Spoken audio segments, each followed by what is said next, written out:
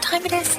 It's about 1:30. He looks at her for a moment, and for a moment she lives in the bright blue worlds of his eyes, eagerly and confidently. F. Scott Fitzgerald's story of glamour and secrets on the French Riviera. I do love you. I can't change that. And I'm afraid I'm in love with you. And that's not the best thing that could happen. Oh, Dick. Rosemary. Tender is the Night, on Sunday afternoon at 3, and then available on the BBC Radio 4 website. Now, drama on Radio 4. Between the First World War and the Wall Street crash, the French Riviera was the stylish place for wealthy Americans to visit.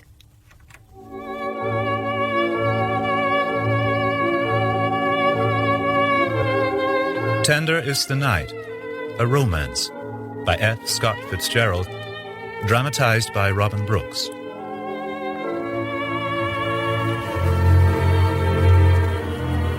Rosemary, oh Rosemary, sitting on the beach. She has magic in her pink palms, and her cheeks are lit to a lovely flame. Her body hovers delicately on the last edge of childhood, almost 18, nearly complete, but the dew is still on her. Not far off sits a couple with flesh as white as her own. They come over to speak to her. We saw you in Sorrento last week. Oh, we know who you are. We all think you're perfectly marvelous, and we want to know what you're doing at our hotel and why you're not back in America making another marvelous picture. Oh, I'm McKisco. This is my wife. very pleased to meet you. We wanted to warn you about not getting burned on the first day. Because your skin is important. Yeah, but there seems to be so much darn formality on this beach that we didn't know whether you'd mind. We thought maybe you were in the plot. Plot? Is there a plot? My dear, we don't know. We're not in it. All the little cliques. For God's sake, Violet, drop the subject. He's nervous. I'm not nervous. It just happens I'm not nervous at all. My husband is finishing his first novel, you see. I wish I had a cigarette. That's more important to me right now. My husband's novel is on the idea of Ulysses. I'm afraid I Only haven't read. instead of taking 24 hours, it takes 100 years. For God's sake, Violet, don't go telling everybody the idea, right? I don't want it to get all around before the book's published. I'm going for a swim. Further along the beach, another lovely young woman lies under striped umbrellas, making a list of things from an open book on the sand. Her skin is a ruddy orange-brown, set off by a string of creamy pearls. With her is a fine man in a jockey cap, raking pebbles out of the sand. Their two children come and go. That's Mrs. Diver. Are they staying at the hotel? No. And is that Mr. Diver? Of course, we had letters of introduction and met all the best French artistes and writers in Paris. That made it very nice. I should think so. Rosemary swims. She falls asleep. When she wakes, everyone has gone into lunch, save for Mr. Diver in his jockey cap, folding a last umbrella. I was going to wake you before I left. It's not good to get too burnt right away. Oh, heavens. My legs are pink already. Thank you. Do you know what time it is? It's about 1:30. Not a bad time. It's not one of the worst times of the day. He looks at her for a moment, and for a moment she lives in the bright blue worlds of his eyes, eagerly and confidently. Mother? I fell in love on the beach. Who with? A couple who looked nice. The man, their name's Diver. Did you talk to him? Just a little. Very handsome with reddish hair. Married, though. So, it's usually the way. Then you like it here. It might be fun if I knew those people. Did you get sunburned? We worried about you. Oh, I have some coconut oil. We wondered if you wouldn't come and sit with us this morning. We take food and drink, so it's a substantial invitation. I'm Dick Diver. And this is Nicole. Thank you. Hello. Hello. I'm Rosemary. We know. We didn't like to say anything. Are you here for a while? Not really. We've been abroad a long time. I got pneumonia making a picture last January, and I've been recuperating. Mercy. How did that happen? They were taking a scene where I dove into a canal in Venice. I had to dive and dive all morning. Mother had a doctor right there, but it was no use. I got pneumonia. Do you like it here? Dick invented it. Did he? He made this beach out of a pebble pile. That's why he keeps raking away. Try stopping me. This is only the second season the hotel's been open in the summer. We persuaded Ghost to keep on a cook. But you're not in the hotel. We built a house up at Tarn. We have some friends staying here. The English don't like the heat, but half of us Americans come from tropical climes. Too many Americans. Like the McKiskos. Still, they're preferable to those British last summer. Oh, British. They kept shouting about, isn't the sea blue? Isn't the sky white? Isn't little Nellie's nose red? You didn't see the fight. What fight? Between Mr. and Mrs. McKisko. They were having words, and she tossed some sand in his face. So naturally, he sat on top of her and rubbed her face in the sand. Oh, goodness! We were electrified. I wanted Dick to intervene. I think I'll go and invite them to dinner. No, you won't.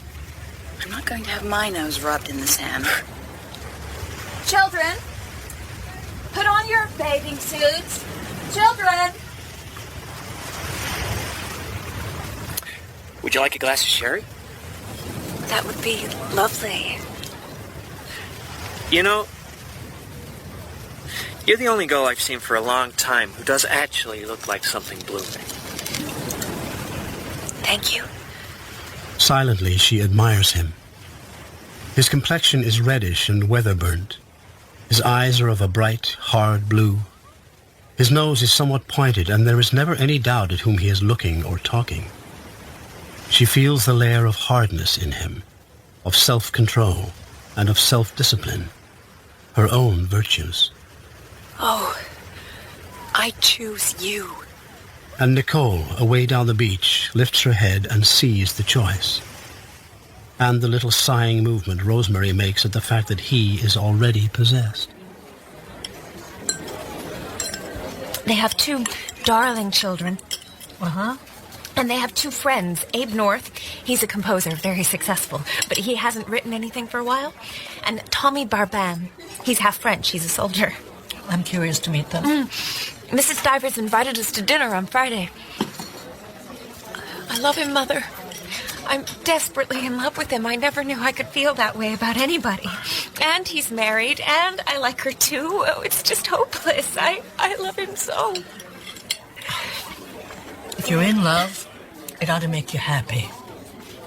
You ought to laugh. Oh, Mother. At the Divers' dinner table, Rosemary is sat between Abe North and Tommy Barban. Abe North has, under his shyness, a desperate humor. But why did you want to saw him in half? Haven't you ever wondered what you might find inside a waiter? Pencil stubs? Exactly. Old menus. And in any case, it was a musical saw. I thought I might play it while I performed the operation. Did you? We didn't get quite that far. We were alarmed by the screams. It all sounds very peculiar. They were very peculiar sounds. Tommy Barban is less civilized, more skeptical and scoffing. I'm leaving in the morning. I'm sorry. Are you going home? Home? I have no home. I'm going to war. What war? What war? Any war. There's always a war. Don't you care what you fight for? Not at all. So long as I'm well treated. When I'm in a rut, I come to see the Divers because then I know that in a few weeks I'll want to go to war. Don't you like the Divers? Of course. I'm very fond of them, especially her, but they make me want to go to war.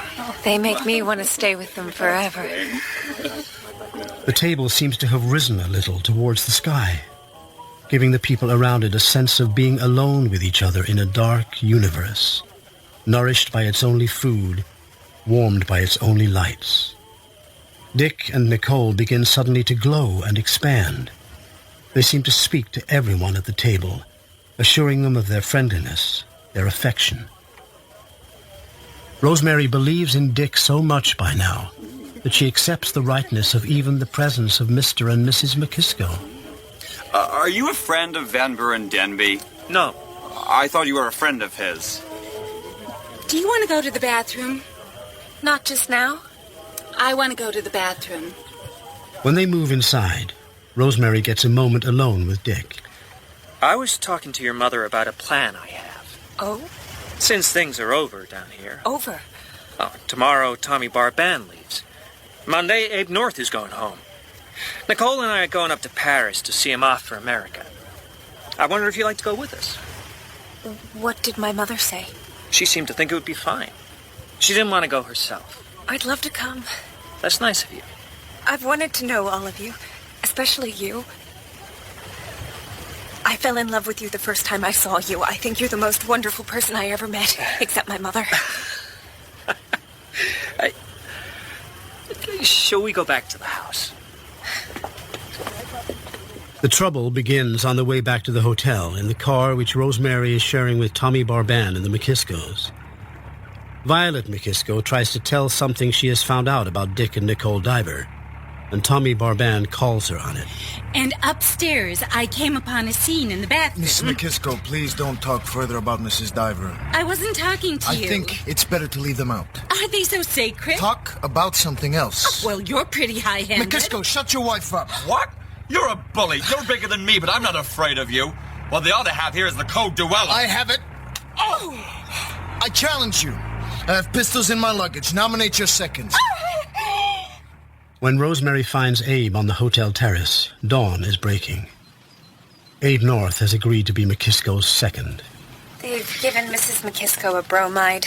She's asleep on my bed. I've got to go up and see McKisko. You want to tag along? He feels sort of friendless. All right. Is it time? Not for a half an hour. You better souse your head. Are you sure I don't want to get too sober? Well, you look terrible. I don't know how Violet will get back to America. I don't carry any insurance. Don't talk nonsense, McKisko. You'll be right here eating your breakfast in an hour. I never have finished my novel. That's what makes me so sore. I know you don't like me, young lady, but that can't be helped. I'm primarily a literary man. I do like you, but I don't think that you ought to fight a duel. Well, it's done now. I can't just leave. Violet would never respect me again. She'd respect you more. You don't know her. We've been married 12 years. We had a little girl, 7 years old, and she died, and after that, you know how it is. I'm so sorry. Well, we'll see that there's as little damage done as possible. We might as well be going. What'll happen if I kill him? I'll run you over the Italian border. I think it's very foolish, and you ought to try to stop it. They drive to a golf course. Barban and his second appear. The second carries the box of pistols under his arm. 8 paces, 20 paces, or 40? 40 is enough to vindicate honor. Oh, I'm going to be sick. Take your places, gentlemen. Thank you.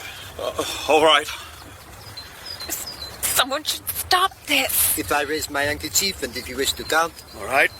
I'll count to 3. Oh, Holy Mary, I can't stand it. Holy Mary, Mother of God. 1, 2, 3. They both missed. That's enough. I declare myself unsatisfied. Sure you're satisfied. You just don't know it. Your man refuses another shot? Damn right. This has gone far enough, Tommy. Come on, McKisko, let's go. To hell with them. Give me the pistol. I did it. I wasn't yellow. You were pretty drunk. Does that make any difference? Forget it. Oh, let's go, please. I'm quite hysterical. Oh, I'm going to be sick. Oh. But they never did find out what it was Violet McKisko had seen in the bathroom. This land here cost 20 lives a foot that summer. There are lots of people dead since, and we'll all be dead soon. On their way to Paris, Dick and Abe North have stopped off to look at the battlefields of the Somme. Rosemary is with them. See that little stream? Uh-huh. And we could walk to it in 2 minutes. It took the British a month to walk to it.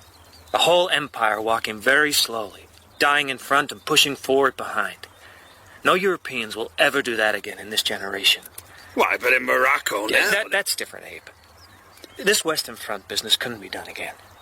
This took religion, and years of plenty, and tremendous sureties. General Grant invented this kind of battle. No, he didn't. He just invented butchery. This kind of battle was invented by Lewis Carroll and Jules Verne, and country deacons bowling and girls seduced in the back lanes of Westphalia. This was a love battle. This was the last love battle. You want to hand over this battle to D.H. Lawrence? All my beautiful, lovely, safe world blew itself up here with a great gust of high, explosive love. Isn't that right, Rosemary? I don't know. You know everything. But an old romantic like me can't do anything about it. Well, I'm romantic, too. Rosemary's love for Dick has reached a point where now at last she is beginning to be unhappy, to be desperate. She doesn't know what to do. When they reach Paris, Nicole is tired, so they leave her at the Hotel Roi Georges and go for a drink. Rosemary is realizing for the first time that Abe is always stopping in places to get a drink. It's pretty late. We better go. Not yet. Let's have another bottle of champagne. No more for me. It's Rosemary I'm thinking of. I'll have a glass. You told me you didn't drink. I didn't say I was never going to. Besides, yesterday was my birthday. I'm 18. What? Why didn't you tell us? I knew you'd make a fuss. So, this is the celebration. It most certainly is not. Dinner tomorrow night will be your birthday party. Then I've got to get on the boat. I'm going to write music again. A new score on Broadway. That's wonderful. Dick and Rosemary take a taxi back to the hotel. Come into my room for a moment. I want to tell you something. Just 1 minute. I've decided to give you up. That's me. Just when I was getting interested. I've loved you so. I know you don't love me. I don't expect it, but... But? Take me. Take you where? Oh. Go on. Please, go on. I want you to. This is just the champagne. I want you to do it now. I'm absolutely yours, and I want to be. Have you thought about how much it would hurt Nicole? She won't know. You can love more than just one person, can't you? You're just in that mood. Let's more or less forget it. I knew you would. Oh, this is a damn shame. Let's drop it out of the picture. Good night, child.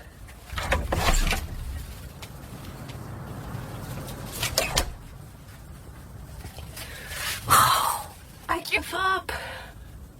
When she wakes the next morning, a letter has come from the boy who took her to the Yale prom last fall, announcing his presence in Paris. Collis Clay. All that seems far away.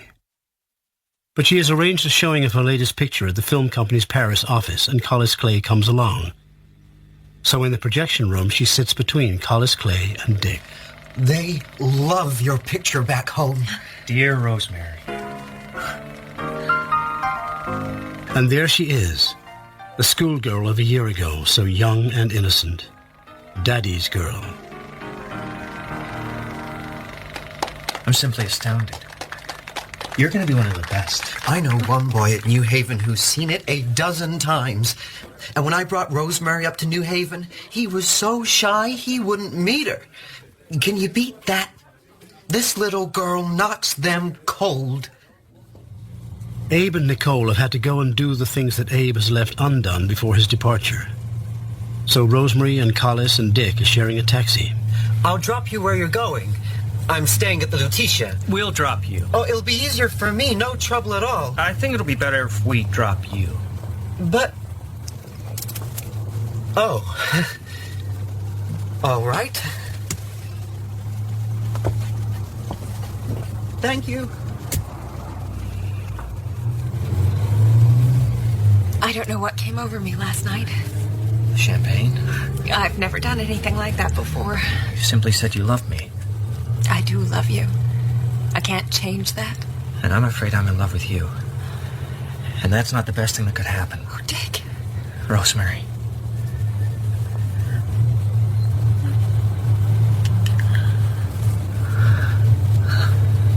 Dick. There's nothing to do about it. I'm in love with you, but it doesn't change what I said last night. That doesn't matter now. I just wanted to make you love me. If you love me, everything's all right. But Nicole mustn't know. Kiss me once more.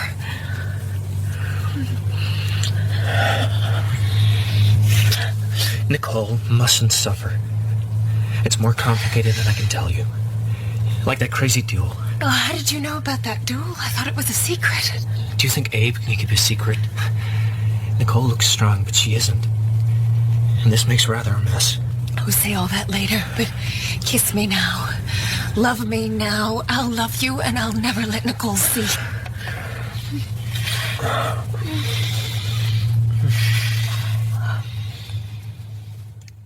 Abe North stands under the fouled glass dome of Gare Saint-Lazare. As he wonders whether or not he has time for a drink at the buffet, he sees Nicole. He has been heavy, belly-frightened with love for her for years. I came because you asked me. Shall we sit on a bench?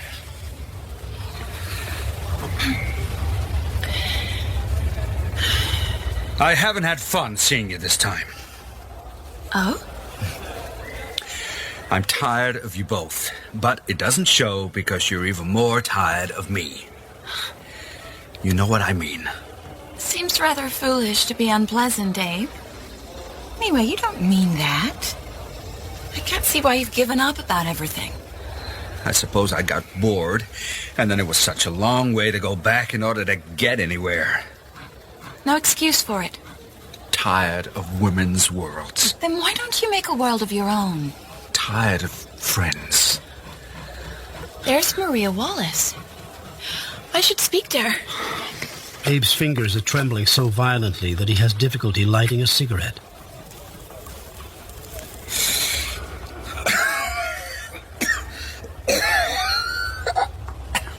That was a mistake.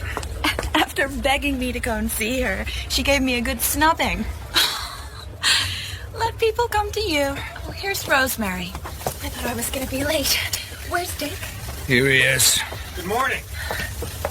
Listen to those people saying goodbye. Sounds like water running into an old bathtub. Nonsense.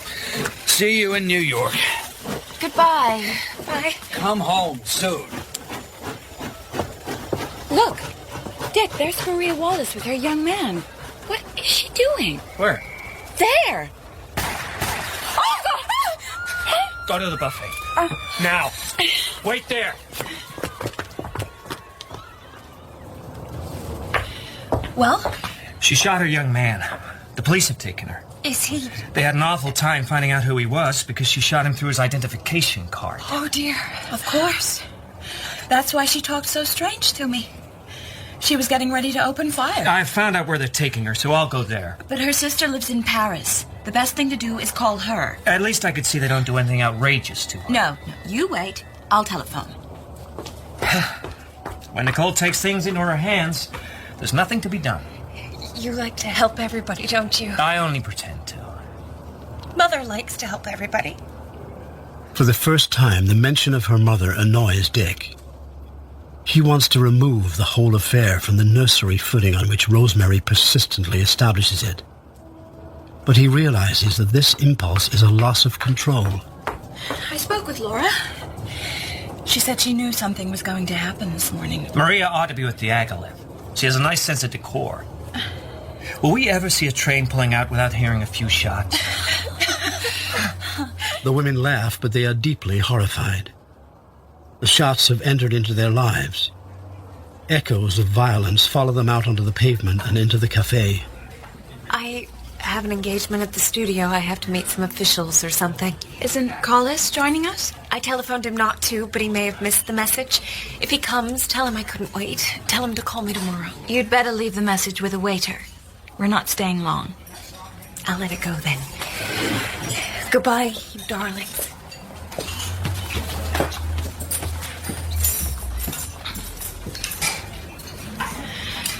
Well,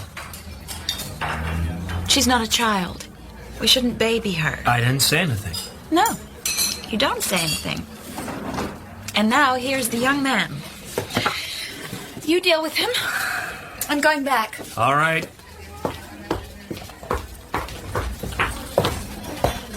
Hi. Hi. Well, I reckon I'm late. My bird has flown. So is mine. She say why? Which one? Rosemary, of course. She's gone back to the film company. They make her work, I guess. Even in Paris. She's not so hard-headed. She got into a jam with a friend of mine. What's that? Sure. Oh, a beer, Demi. I'll have another. Sure. Yeah. A boy named Hillis she thought was pretty nutsy. On the train to Chicago. She had a compartment with a cousin of mine, but she and Hillis wanted to be alone. So my cousin came back and played cards with us. But later, we found Rosemary and Hillis standing in the corridor arguing with the conductor. Seems they locked the door and pulled down the blinds, and when the conductor came round, he knocked and asked if they were married. Hillis lost his temper. Rosemary was white in the face. I had an awful time smoothing it over. Dick imagines the boy's hand on Rosemary's cheek, the quicker breath. Do you mind if I draw down the curtain? Please do. It's too light in here. Dick decides to walk over to the studio. He knows that what he is doing marks a turning point in his life. He stands on the corner waiting, but she doesn't come out. Do you mind if I draw down the curtain? Please do. It's too light in here. Hey, buddy, got a light? Sure.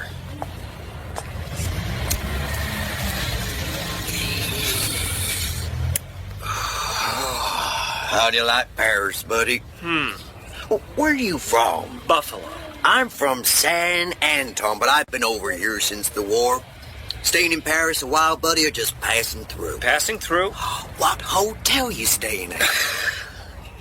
Think I'm gonna rob you? Shouldn't be afraid of me, not with a build like yours.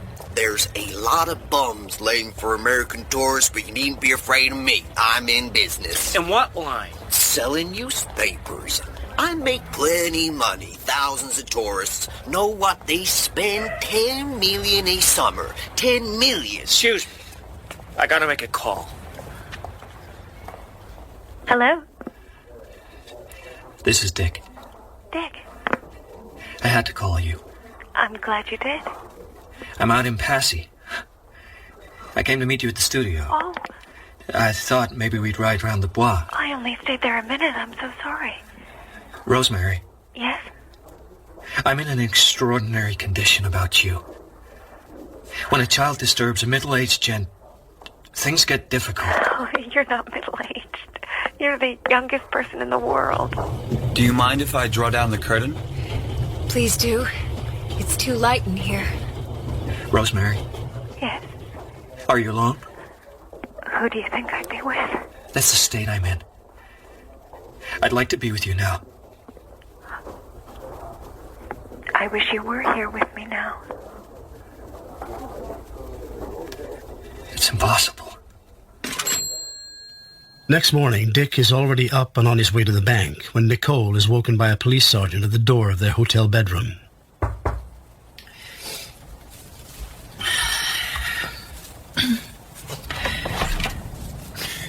I beg your pardon, madame. Mr. Norse, he is here? What? No, he's gone to America. When did he leave, madame? Yesterday morning. He was in Paris last night. He is registered here. They told me I'd better ask at this room. We saw him off on the boat train. He has been seen here this morning. I know nothing about it. You were not with him last night? No. We have arrested a Negro. We are convinced at last it is the correct Negro. I haven't an idea what you were talking about. Mr. North was robbed and he made a complaint. I see. Thank you. Madam. In the hotel lobby on his way out, Dick is called to the telephone. Yes? Who is this? Dick, I've launched a race riot in Montmartre. I'm going over to get Freeman out of jail. If a Negro from Copenhagen that makes shoe polish... Abe, why are you back in Paris? Listen, Dick, I got as far as Evro. Abe? Abe? Dick goes back up to their room, the passions of many men inside him, and nothing simple that he can see. And Rosemary is there, with Nicole. Abe used to be so nice. Long ago, when Dick and I were first married. I wish I'd known him longer. He'd come to stay with us for weeks and weeks. We scarcely knew he was in the house, except sometimes he'd play the piano. Dick, do you remember that maid? She thought he was a ghost. Sometimes Abe used to meet her in the hall and moo at her. It cost us a whole tea service once. But we didn't care. Why does he have to drink? So many smart men go to pieces nowadays. And when haven't they? Smart men play close to the line because they have to. Some of them can't stand it, so they quit. It must be deeper than that. Some artists don't seem to have to wallow in alcohol. Why is it just Americans who dissipate? Too many answers to that one. Dick goes to his shirt maker's, goes to lunch, goes to the bank. He moves through the rain, demoniac and frightened. Back at the hotel, knowing Nicole has gone shopping, he knocks on Rosemary's door. It's you? Let's sit on the bed. Yes, sit close to me. Here, come and sit on my lap. And let me see about your lovely mouth. Oh.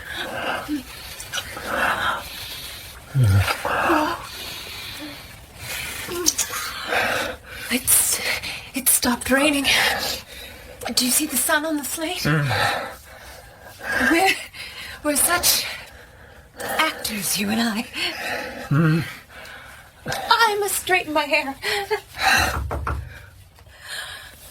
So, if you don't feel like going out, I'll tell Nicole and we'll have a very quiet evening. Who is it? It's me, Abe. Oh, Dick, thank God you're here. I brought Mr. Peterson. He's waiting by the elevator. I told him to come along, but he's a little bit shy. He's in a terrible situation, and it's all my fault. You better come over to my room. I thought I'd been robbed. We identified a suspect, but perhaps we were too hasty. It may be the police arrested the wrong man, and the wrong man is apparently not happy. There have been threats against Mr. Peterson. You might say he's rather in the position of the friendly Indian who has helped the white. We need to give him a chance to get away. All right, Abe. I'll straighten things out with Mr. Peterson, and he can come and see you. But don't you appreciate the mess I've gotten this guy into? You go to some hotel and go to bed. Hello, Rosemary. Hello, Abe. I don't seem highly popular today. Go over to the Chambord. Get a room there. Could I annoy you for a drink? There's not a thing up here. If I go to a hotel and sleep a while and fight off all these Senegalese, could I come and spend the evening by the fireside? I bet if Nicole was here, she'd let me come back. You have a high opinion of your current capacities. All right. I'm going. Kiss me again.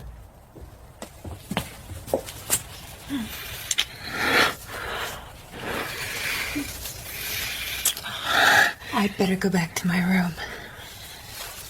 Well, you know how to make an exit. First thing they teach you. Rosemary opens her door and goes directly to her desk to glance at the letter she is writing to her mother. In the room, there are refracting objects only half noticed. Varnished wood, polished brass, the tops of picture frames. This refraction might account for what Rosemary afterwards described as realizing that there was someone in the room before she could determine it. The shops were deserted. I hardly bought a thing. Rosemary, whatever is the matter? There's a dead Negro lying on my bed. Mr. Peterson? I think so. Mr. Peterson? You sure he's dead? He looks dead. I better go see. Nicole? What? Get the cover off our bed. Yes? And a blanket. What are you going to do? Get him out of your room. You're not supposed to touch him. We gotta keep the smear off you. The studio, you know? Oh, yes. I do see. Cover. Nicole, don't get upset by this. It's just a local scrap. Abe was here. Was he? He had a man with him, a friendly Indian. Yet I think a hostile Indian has found him. I'm going to the bathroom. Dick! It's all right. I left him in the corridor. Now, I've got your cover. There's not too much blood on it.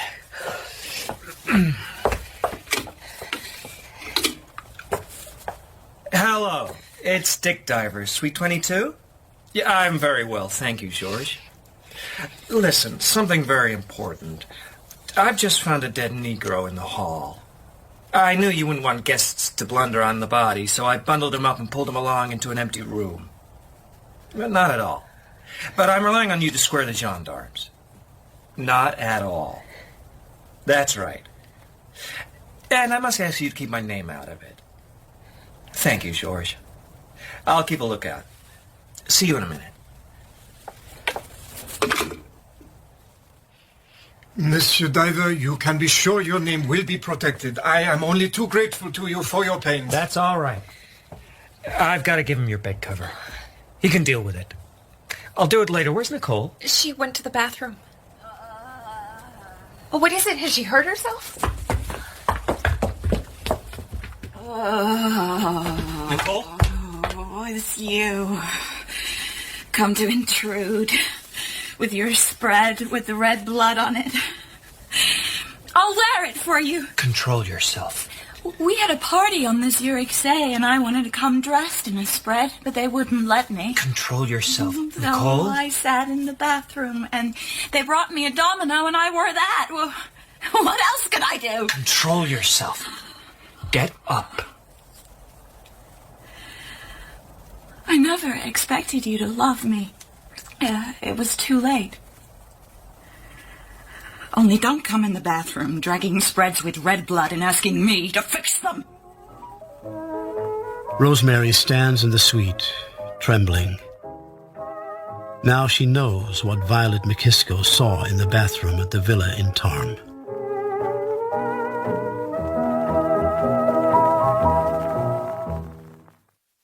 Once upon a time. Mon capitaine. I thought when I saw you in your uniform you were so handsome. You thought I was pretty too, but I've had that before, and a long time I've stood it. Once upon a time when poor Nicole was just a girl. However, you seem quieter than the others, all soft like a big cat.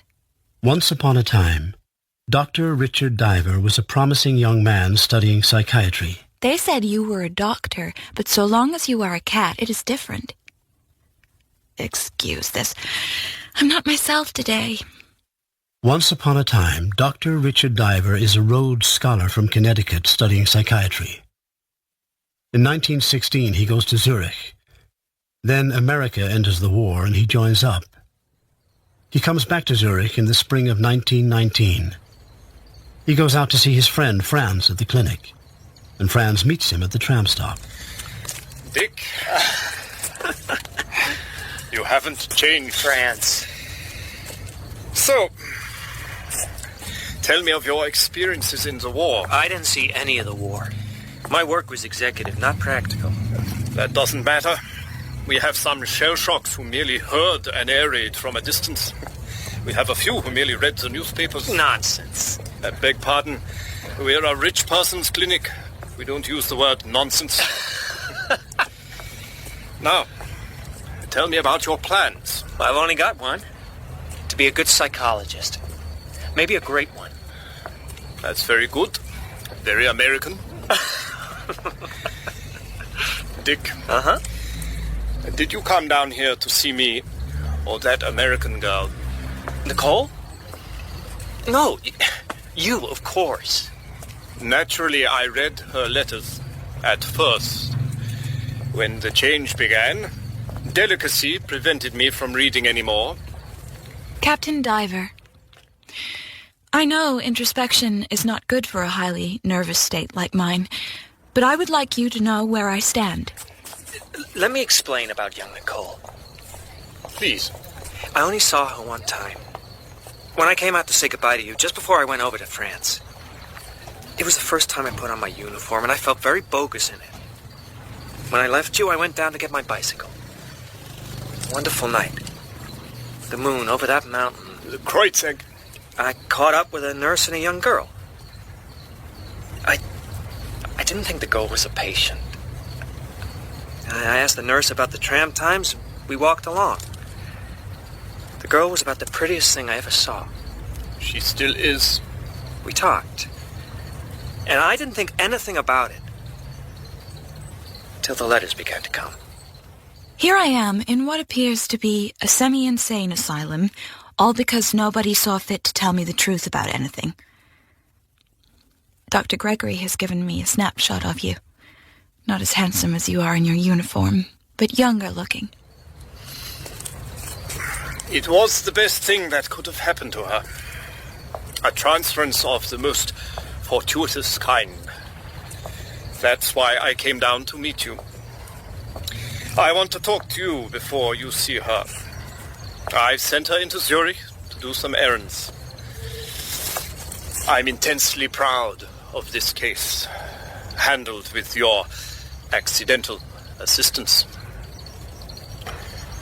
I'll tell you how it happened, in strict confidence. Of course. Her father brought her to me, Mr. Devereux Warren, of the great Warren family of Chicago. He was so nervous. My daughter isn't right in the head. 6 months ago, she began to do funny things.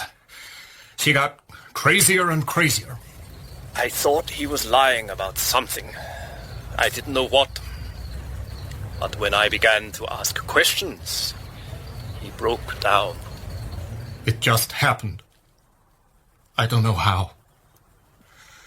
After her mother died, when she was little, she used to come into my bed every morning. I was sorry for the little thing. After that, we used to hold hands. We used to say, "Now let's not pay any attention to anybody else this afternoon." People used to say what a wonderful father and daughter. We were just like lovers. Then all at once we were. 10 minutes after, I could have shot myself. Did this go on? No. She froze up right away. She'd just say, "Never mind, Daddy. Doesn't matter. Never mind." There were no consequences? No. Except now. There are plenty of consequences. We took the case on condition that he agreed to stay away from her indefinitely. We mapped out a routine and waited. Those first letters look bad. It was generous of you to answer them. All I said was be a good girl and mind the doctors. That was enough. So, that was why I wanted to see you. You think she's going to make a flying leap at my purse? No. I'll chew garlic and wear a stubble beard. You are entirely joking. But I want to ask you to go very gently. Of course.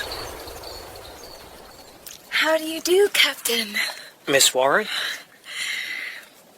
Shall we sit out here? It's summer, practically. It's a lovely evening. Thank you for your letters and the postcards. I thought I might be boring you. No. Are you here for a long time? Well, I'm in Zurich for a long time, if that's what you mean. At least till July. I'm leaving in June. You going where? Somewhere with my sister. Somewhere exciting, I hope. But perhaps they'll think I ought to go to a quiet place first. Perhaps Como. Ah, Como. I have some phonograph records my sister sent me from America. Next time you come here, I'll play them for you. I know a place to put the phonograph where no one can hear. Lay a silver dollar on the ground and watch it roll, because it's round. What's the matter? Don't you like my singing? Of course I do. Our cook at home taught it to me. You like it? Yes. I've got one more record. Have you heard So Long, Letty? I suppose you have. Honestly, I haven't heard a thing. She smiles at him, making sure that the smile gathers up everything inside her and directs it towards him. She stands up, and stumbling over the phonograph is momentarily against him, leaning into the hollow of his rounded shoulder. Oops. Sorry. The first week of summer finds Dick established in Zurich. He has found a publisher. It's rash to bring out such a book, and so young. It's modest enough. I do not like these generalities about our profession. Soon you will be writing little books called Deep Thoughts for the Layman. I I just don't want to let my ideas slide away over a few glasses of beer. How about our patient? How about her? You should know her by now. I like her. The girl is in love with you. Ah, That's not our business if we were in the world, but here in the clinic... I'll do whatever you say. Perhaps you have got sentimentally involved yourself. She's a pretty girl. Dick, have you thought of going away? I can't. Then we can send Miss Warren away. As you think best? It's certainly a situation. But it is a professional situation. Franz, I'm half in love with her. I've thought about marriage. What? And devote half your life to being a doctor and nurse? No. You must be most kind and eliminate yourself. I know a new place we can go. When I was ill, I didn't mind sitting inside with the others. What they said seemed like everything else. You'll be leaving soon. Soon? My sister, Baby, she's coming to take me somewhere. Older sister? Quite a bit older. She's 24. She lives in London. She was engaged to an Englishman, but he was killed. What are you looking at? I was just thinking that you're going to be rather happy. Am I? Things couldn't be worse than they have been. I've been taking a course on the history of music. Good.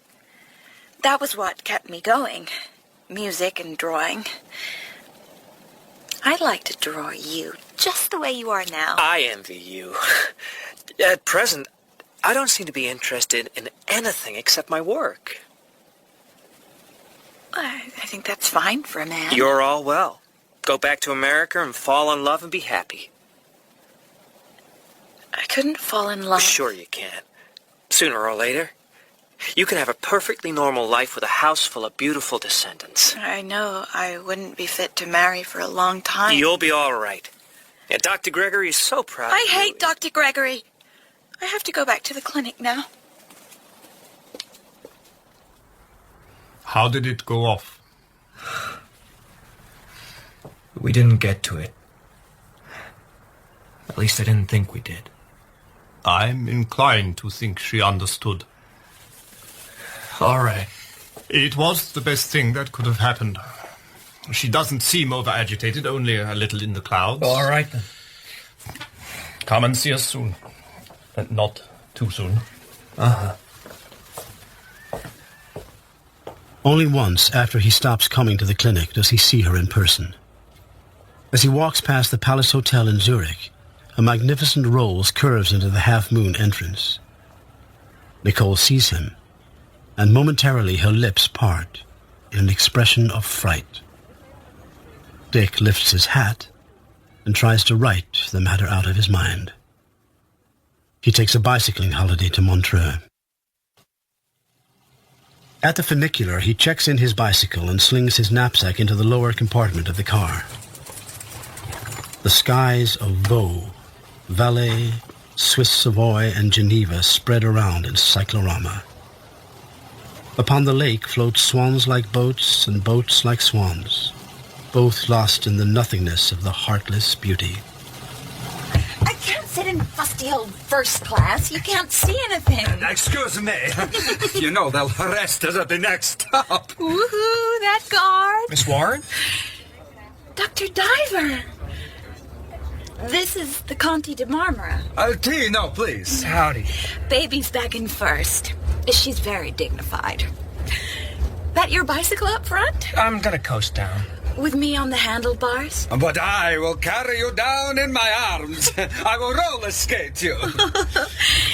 Are you staying at the hotel? I'm, economizing. Come and have dinner. I'll drop in after. They'll be dancing, and you must meet my sister. Nicole told me that you took part care of her and had a lot to do with her getting well. Oh. What I can't understand is what we're supposed to do. They were so indefinite at the sanatorium. They only told me she ought to be natural. I knew the Marmors were up here, so I asked Tino to meet us.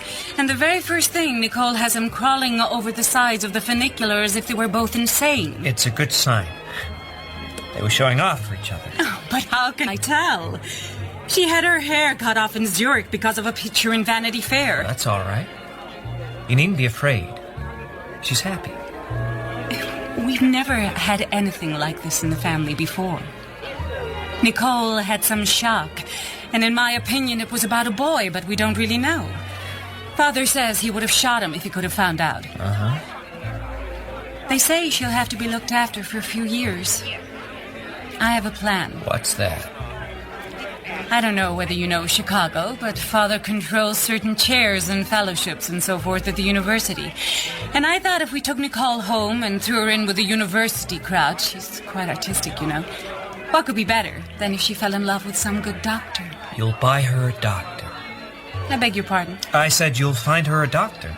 There must be many who jump at the chance. Now, where is Nicole? She's gone off somewhere. Perhaps she's gone out for some air. Now what am I supposed to do? I'll take a look around.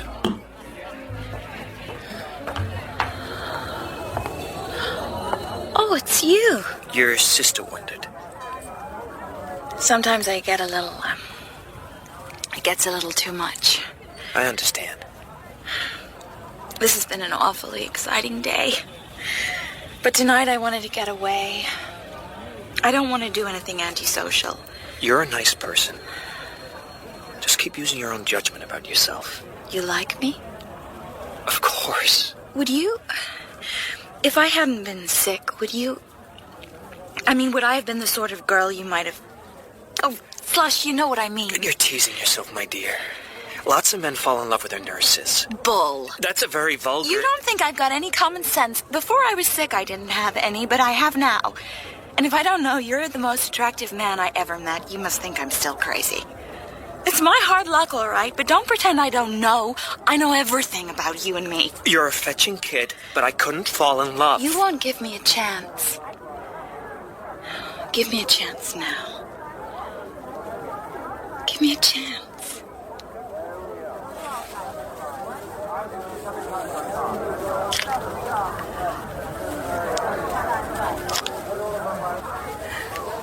My God, you're fun to kiss. For Dr. Diver to marry a mental patient. How did that happen? 2 months later, Dick is having tea with baby Warren. I think it's ill-advised. I'm not sure I truly understand your motives. Don't let's be unpleasant. After all, I am Nicole's sister. Simply because Nicole's rich, that doesn't make me That's an just adventurer. it. Nicole's rich. Just how much money has she got? You see how silly this is? Everything's been left to me. It isn't we think you're an adventurer, we just don't know who you are. I'm a doctor of medicine. My father is a clergyman, now retired. We lived in Buffalo, and my past is open to investigation. I went to New Haven. My great-grandfather was the governor of North Carolina. That's all very well. Baby's right. She knows that the very name of Warren, signed to an introduction, used in a difficult situation, causes a psychological metamorphosis in people. What she doesn't know is that Dick has come close to flinging the marriage in her face. All that saves it now is Nicole finding them and glowing away white and fresh and new. Hello, everybody.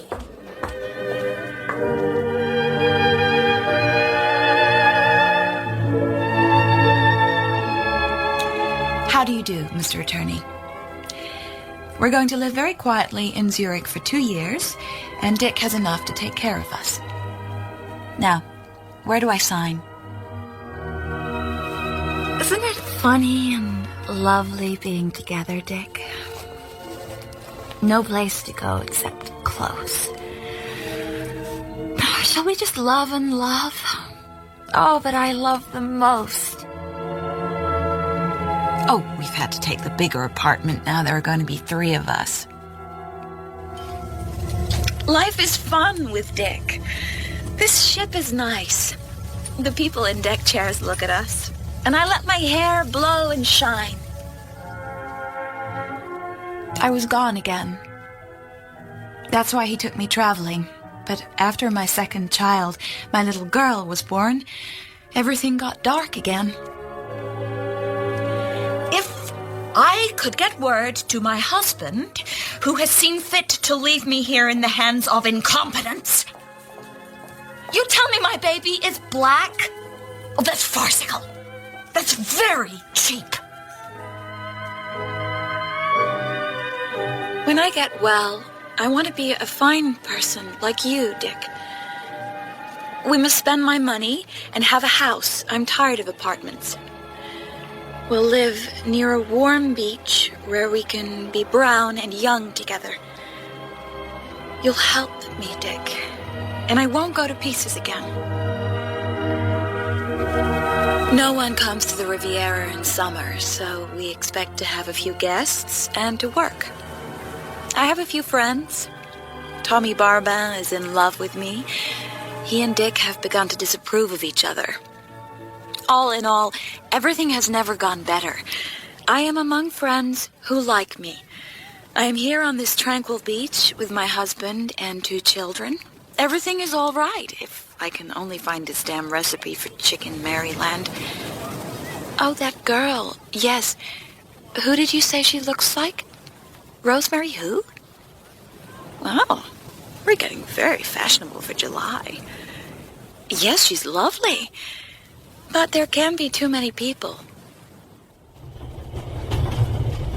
After the scene in the hotel bathroom in Paris, after the murdered Negro, Dick holds Nicole all night in his arms, while she sleeps light under the effects of the luminol. Before she wakes, he arranges everything on the telephone. Rosemary is to move to another hotel. Dick and Nicole will leave for the Riviera without even saying goodbye. But as they settle in the wagon lit, his only instinct is to step off while the train is still going slow, rush back, and see where Rosemary is.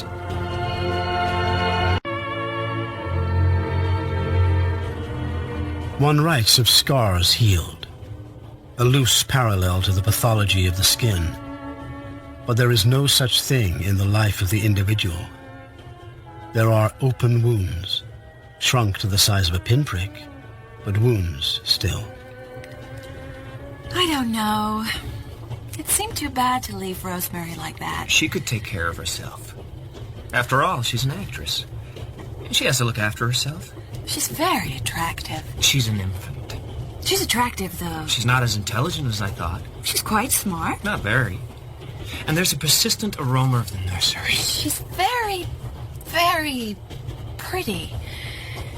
And I thought she was very good in that picture. She was well directed. I can see how she'd be very attractive to men. Nicole, in a few years, she'll look 10 years older than you. I think she'll last.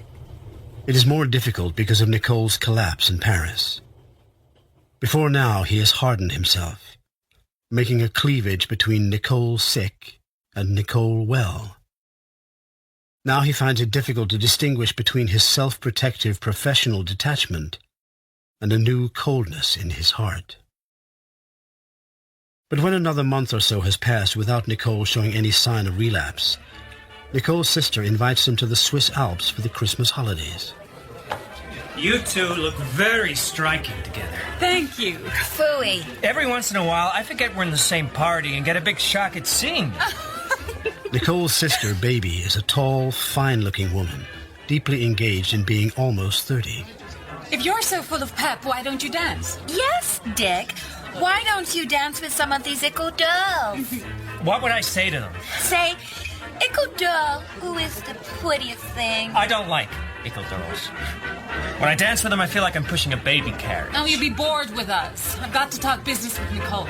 Uh-huh. The property we used to call the station property, the railroads want all of it now. We're going to buy it all. So, it's a question of investing the money.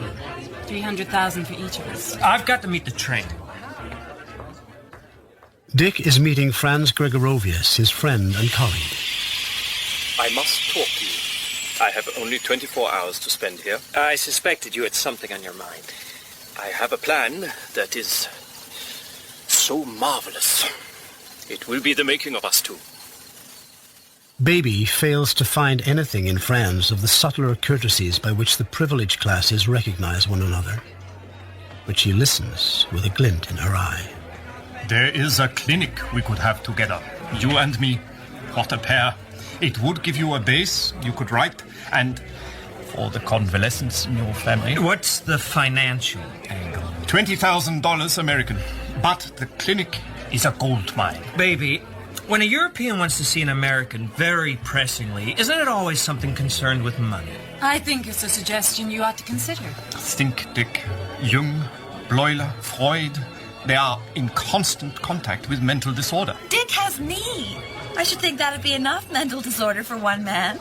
Miss Nicole, no, please. You should think it over. Well, baby, it's nice of you to want to buy a clinic. Of course. I beg your pardon. It's entirely your affair. I will leave you to think it over, but I've looked at the books. It's a gold mine. Dick, I'm going to bed. I'll walk you up. I'd come up with you, but I must show Franz that I'm not intended for a clinician. Baby has lots of common sense. Baby is a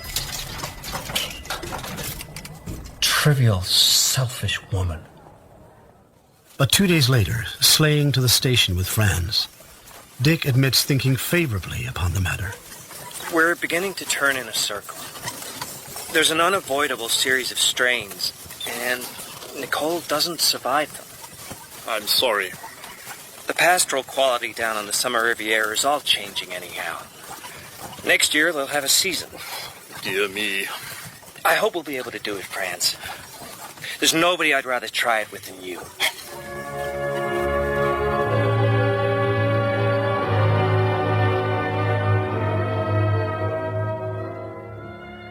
Dick is now 38.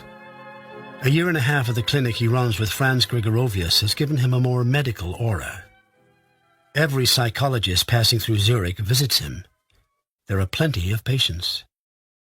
But Nicole leads a lonely life, owning Dick, who does not want to be owned.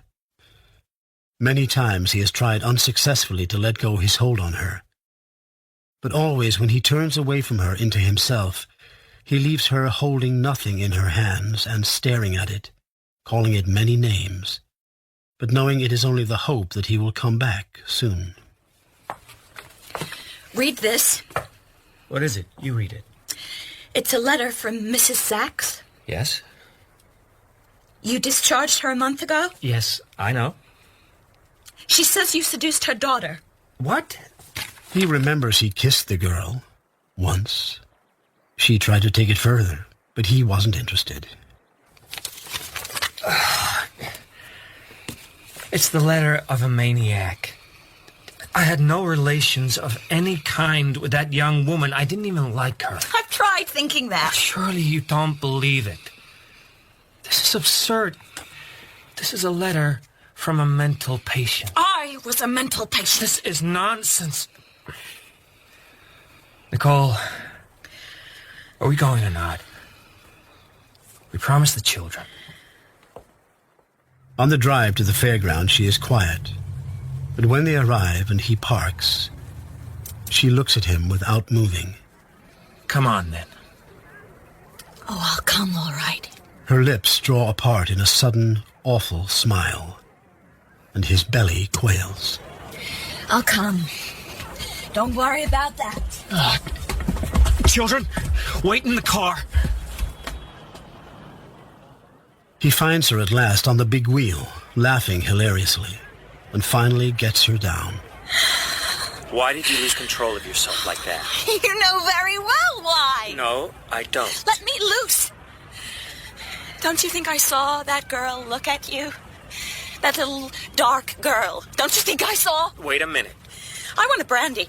A brandy? You can't have brandy. Why not? Listen to me. This business about a girl is a delusion. It's always a delusion when I see what you don't want me to see. We're going home. Home? And sit and think that the children's ashes are rotting in every box I open? That filth! Help me. Help me, Dick. I can only help you in the same old way. I left the children in the car. Come on. Sorry, kids. We've got to go home. Home? Home! And sit and think that we're all rotting. Mommy? Help me, Dick. You can help me. You've helped me before. You must help yourself. They start back with a hot sorrow streaming down upon them.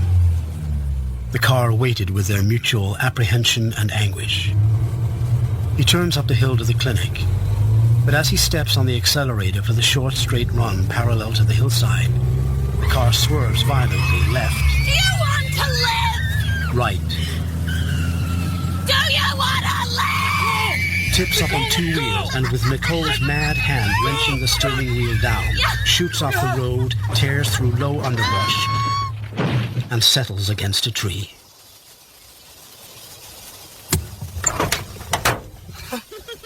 You... Oh, you were scared then, weren't you? You wanted to live. You...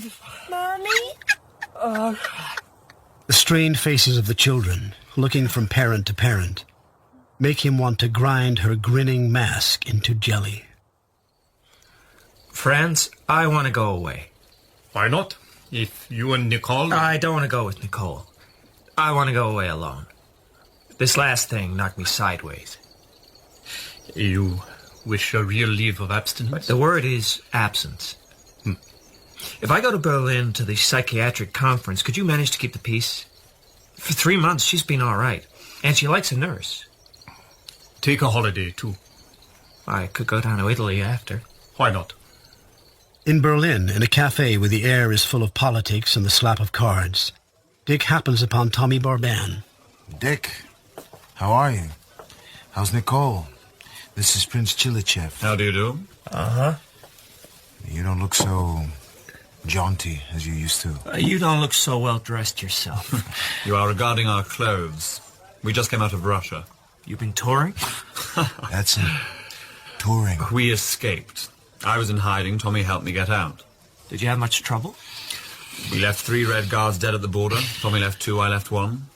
It was alarming. We were cold. I always get alarmed when I'm cold. What about Abe North? The papers say they know the man who did it, but his family don't want it in the papers because it happened in a speakeasy. What happened? Abe North? Is he in a jam? He's dead. He was beaten to death in the speakeasy in New York. Yeah, he just managed to crawl back to the racket club to die. Abe North? Yeah, sure. He's dead? It wasn't the racket club, it was the Harvard club. Abe North. Are you sure he's dead? It was in the Herald this morning.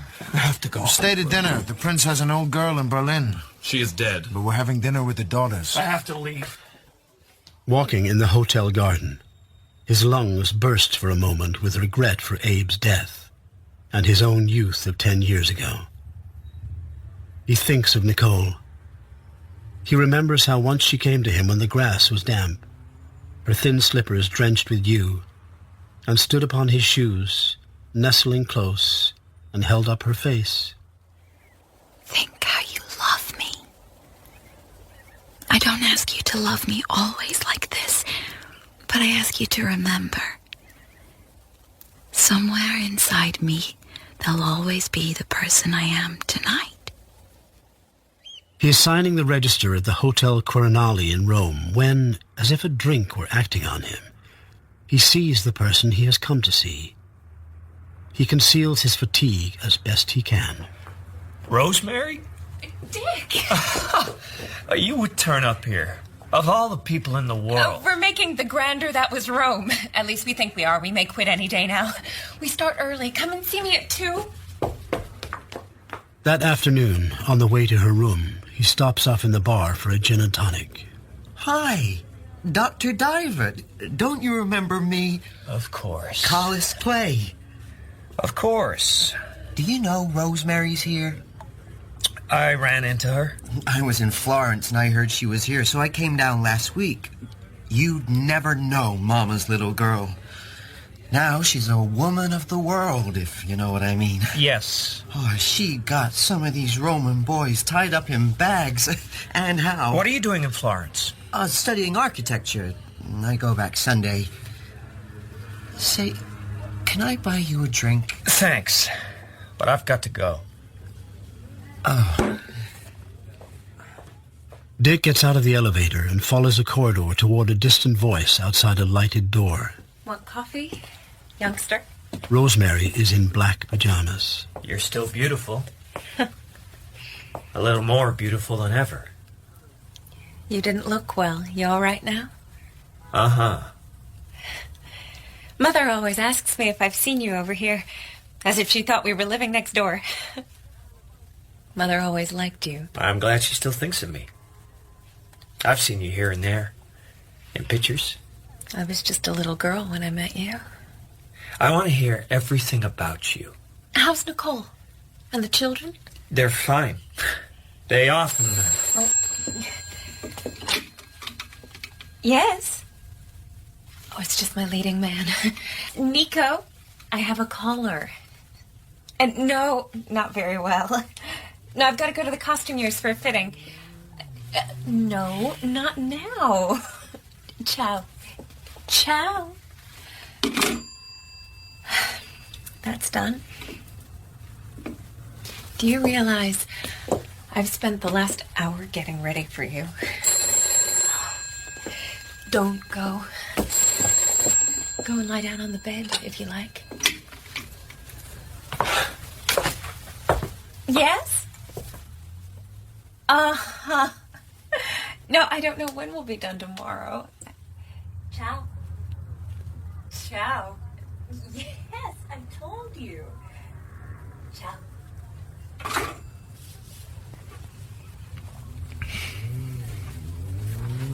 Mind if I join you?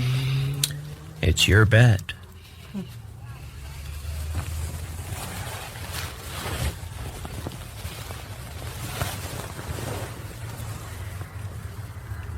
Hard to be close to you and not kiss you.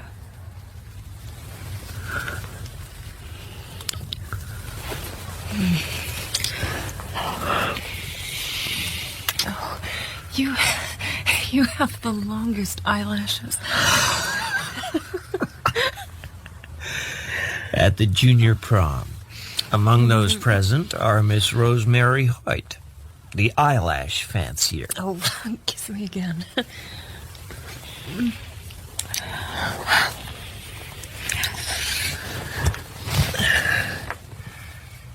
Tell me the truth about you. Do you want me for a case in psychology? A perfectly normal girl of 22, living in the year 1928. I guess you've taken a few shots at love. It's all been abortive. I don't believe you. I've slept with 640 men. That's none of my business.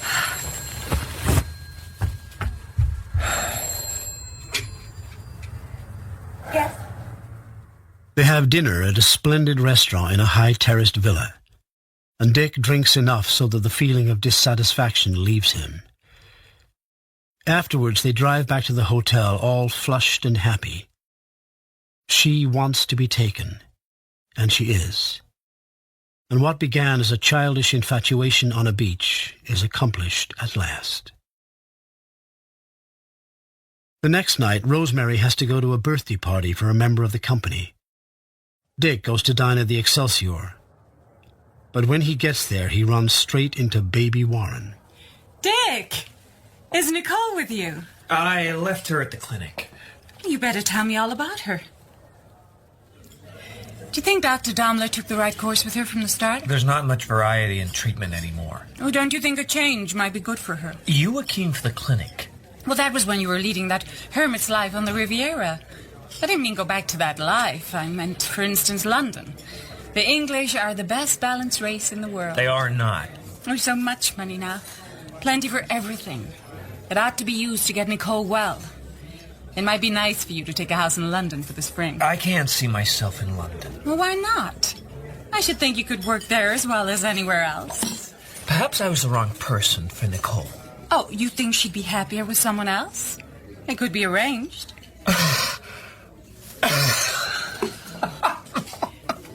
Don't think for a moment that we're not grateful for all you've done. If I didn't love Nicole, it might be different. But you do love Nicole. Dick's realization that he is not in love with Rosemary, nor she with him, adds to rather than diminishes his passion for her. He supposes that many men mean no more than that when they say they are in love. Not a wild submergence of soul, a dipping of all colors into an obscuring dye, such as his love for Nicole has been. But next day, Rosemary takes Dick to lunch, and then they go back to his room. Let me be curious about you again. What do you want to know? About men. You mean how long after I met you? Or before. Oh, no. There was nothing before. You were the first man I really cared about. You're still the only man I really care about. It was about a year, I think. Who was it? Oh, a man. No one. But someday, I'm gonna find somebody and love him and never let him go. Maybe you should get that.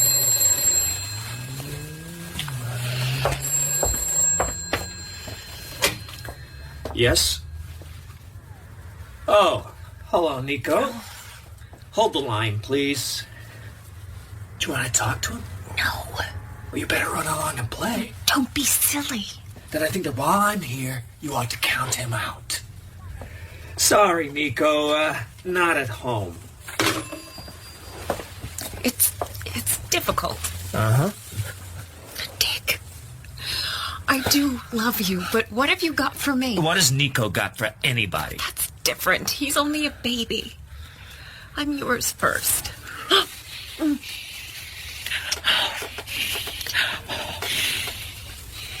Oh, I've never been so mixed up in my life. I want to know the truth. We're a lot together. He wants to marry me. I don't want to. Is it like you felt towards me in Paris? In Paris, it was different. But you never know how you once felt, do you? Oh, why did this have to happen? Why did you come here? Why couldn't we just have the memory? Oh, it's such a shame. What's it all about, anyhow? I've wondered for a long time. But why bring it to me? I guess I'm the Black Death. I don't seem to bring people happiness anymore. That night, Dick goes drinking with Collis Clay. Italians. Italian men. I don't like them. The other day, I left Rosemary for 2 minutes in front of a store, and an officer started walking up and down in front of her, tipping his hat. I don't know. I'd rather be here than Paris with somebody picking your pocket every minute. I don't like them. Dick drinks and dances with a girl, and then the girl is gone, and Collis is gone. And there is nothing to do but find a taxi to take him back to his hotel, so he can lie down with his black heart. How much? Quanto? Hotel Quirinale. 100 lire. $6? No. 30 lire. No. 30. Twice daytime. 100 lire. Let's go half a mile. Take me for 40. Oh, no. Hotel Quirinale? Scusi. Wipe that sneer off your face and take me to the Quirinale. You have problems, signor? Yeah, I want to go to the Hotel Quirinale. 100 lire. I'll give him 50. Go screw you. What'd you say, you little... Fix! Goddamn fix! Hey, police! Police! Speak Italiano? No. You are English? American. Okay. Listen. You are drunk. You pay what he asks. No, I won't. How? 40 is enough. Listen. You are drunk. You beat up driver. My police bring you here to my station. I put you in cell or I give you freedom. You pay him 100 varacinare, stupid man. All right. I'll go home. He turns to the door, walks up to the carabinieri who first brought him in. First, I'll fix this baby. He hits the grinning face with a smashing left beside the jaw. The man drops. Dick stands over him in savage triumph, and then he is clubbed down. Fists and boots beat on him. He feels his nose break like a shingle. A rib splinters under a stamping heel. Momentarily, he loses consciousness. One of his eyes opens as he is being dragged away, and he sees the ghastly face of one of the taxi drivers. Go to the Excelsior Hotel. Tell Miss Warren 200 lire. 200 lire. Miss Warren. Oh, you dirty. Oh, God.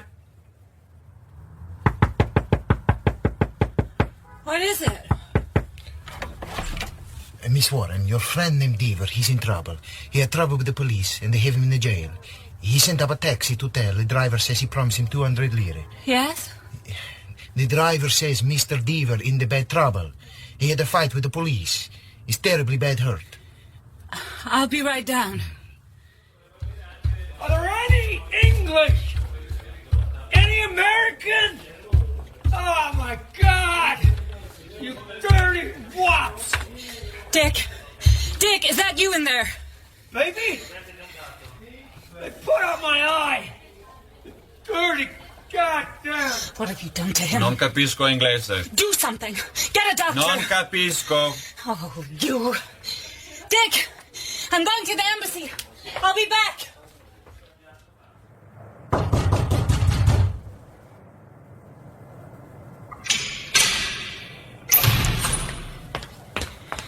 I want to see someone. Anyone, but right away. No one's awake, madam. We don't open until 9 o'clock. This is important. An American has been terribly beaten. No one's awake now. I can't wait. I must talk to someone. The embassy will be open at 9. Go! Kindly take your hands off me, madam. It's a lady, sir. She shook me. My dear lady, I can't do anything. Your brother-in-law has broken the laws of this country, and the only people who can get him out are the Italian courts. We are people of considerable standing in America. I shall see that your indifference is reported in the proper quarter. Please, Mrs. Warren. Miss, you put on your hat and you come with me right away. Our lawyer is waiting upstairs in the courtroom. I've disgraced you, haven't I? You're liable to get killed fighting Italians. I'll let you go this time, but if you were Italian, you'd get a couple of months. Have you ever been in prison? I want you to be careful. You don't know how these people are. Oh, I know how they are. They're goddamn stinkers. In his room, the doctor washes off the blood, sets his nose and his fractured ribs, disinfects the smaller wounds, and puts a hopeful dressing on the eye. With morphine, he falls asleep, and Baby waits until a nurse can arrive. It has been a hard night, but she has the satisfaction of knowing that whatever Dick's previous record, they now possess a moral superiority over him, for as long as he may prove to be of any use.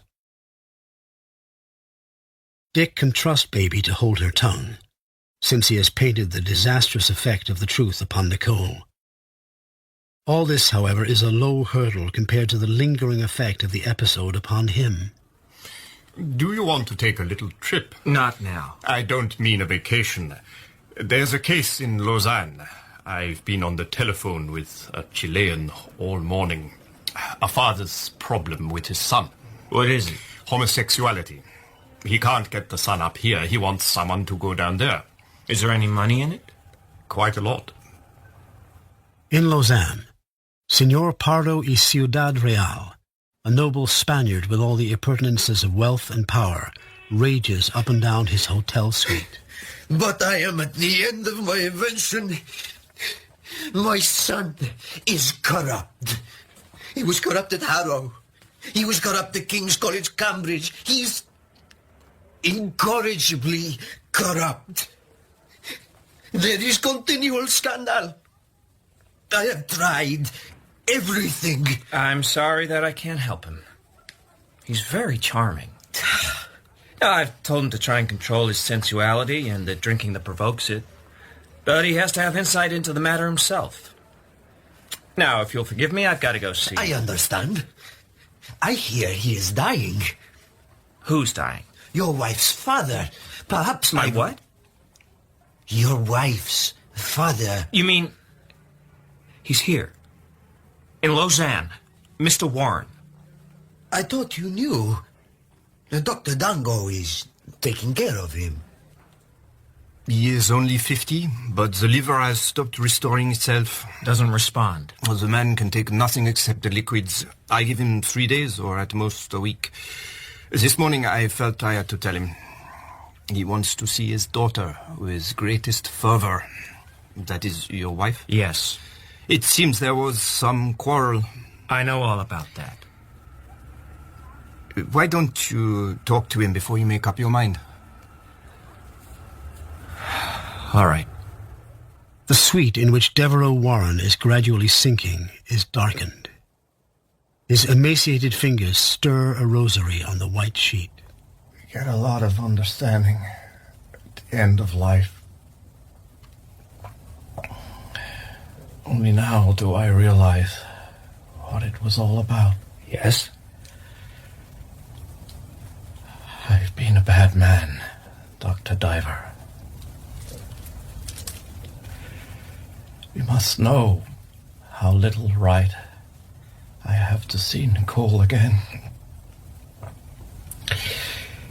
Yet a bigger man than either of us says to forgive, to pity. If I could see Nicole for 10 minutes, I would go happy out of this world. It's not a decision I can make for myself. Nicole is not strong. I should discuss it with my colleague, Dr. Gregorovius. What your associate says goes with me. Hello? This is the wife of Gregorovius. Who's speaking? Kata? Yes? It's Dick. I need to talk to Franz. He's up on the mountain. Is it something I can tell him? It's about Nicole. Her father is dying here in Lausanne. Dying? Tell Franz. It's very important. Ask him to telephone me as soon as possible. Yes. But Kata, please, you mustn't tell... Nicole. Nicole? Is Franz with you? What's the matter? Is something wrong? Dick telephoned. Is anything the matter with Dick? Nothing about Dick. I must talk to Franz. It's very important. It is about Dick. No. It's your father. He's ill in Lausanne. Dick wants... Is he very sick? He's dying. I must go. Oh, no. Oh, I'll have to run for the train. Wait for Franz. If you call Dick, tell him I'm coming. When Dick meets Nicole in the bar of the hotel in Lausanne, there is a tight purse to her lips which disquiets him. How's father? He's much better. He seemed to have a good deal of reserve energy after all. Oh. In fact, the craziest thing has happened. He got up and went away. Got up? Well, he went down to the bar, drank 4 whiskeys, paid his bill with a $1,000 note, and walked. Oh. The man who was taking care of him must have made a wrong prognosis or something. Monsieur? A glass of beer and a highball? Oui, monsieur. He's gone? He got the evening train to Paris. Oh. I've hardly had time to think the thing out. Do you know, I don't care. It was instinct. He got afraid and off he went. He'll probably live till he's 90. Don't tell me anymore. All right. The little devil I came down to see is hopeless. We may as well go back tomorrow. I don't see why you have to come into contact with all this. Oh, don't you? Sometimes I don't either. Dick, I'm sorry I said that. One morning, a week later, Dick hears a commotion outside the front entrance to the clinic. I'm washing my hands of you and your place. We've wasted our time and our money. My son is here for alcoholism, and he told us he smelled liquor on your breath. We hand him to you to be cured, and he smells liquor on your breath. What kind of a cure is that? Yeah, people are not going to give up their habits because of your son and his... But you're a doctor, man. When the workmen drink their beer, that's bad cess to them, but you're here supposing... Your son came to us because of kleptomania. What was behind it? Drink. Black drink. My own uncle was hung by the neck because of it, you hear? My son comes to a sanitarium and a doctor reeks of it. I must ask you to leave. You ask me? We're leaving. My God, Franz, we had a rotten scene this morning. What was it? The Morris boy was taken away. There was a row. He was a devil, that boy. One of the remarks he made to his father was that your distinguished collaborator was a drunkard. You must know that I'm the last man to abuse liquor. You can imagine how hard it is to defend yourself in a situation like that. Dick, we do not entirely agree on the subject of alcohol. I must say, frankly, I have been aware several times that you have had a drink when it was not the moment to have one. There is some reason. Why not try another leave of abstinence? Absence. Sometimes you don't use your common sense, Dick. I never understood what common sense meant applied to complicated problems. Franz, this is a no-go. That's occurred to me. Your heart isn't in this project anymore, Dick. I know. We could strike some arrangement about taking out Nicole's money. I am able to arrange other backing. I have seen this coming. So the divers return to the Riviera, which is home. And one evening, after a fatiguing afternoon firing the cook, You talk about drinking! You drink all the time! Nicole! Telephone the gendarme! Just Americans! Come here! Think about finance line! after this they go to Nice and dine on bouillabaisse. The experience has shaken them out of their separate reveries. We can't go on like this. Or can we? What do you think? Some of the time I think it's my fault. I've ruined you. So I'm ruined, am I? I didn't mean that. But you used to want to create things. Now you seem to want to smash them up. After all, what do you get out of this? I know you're stronger every day. See that yacht out there? It's Golding's. Let's go and find out if they're happy. We hardly know him. He invited us. Besides, Baby knows him. She practically married him, didn't she? Do I recognize the diver? The Margin! Ahoy! Ahoy! Ah, just in time for dinner. Guests loaf on a wide divan that follows the curve of the stern. Tommy? It's Tommy Barbell? Nicky. Why do you have to stay away so long? Oh, well, Couldn't you only slaughter a certain number of creatures and then come back and breathe our air for a while? we heroes, we cannot do small exercises in heroism. We must undertake the grand composition. You are so tanned.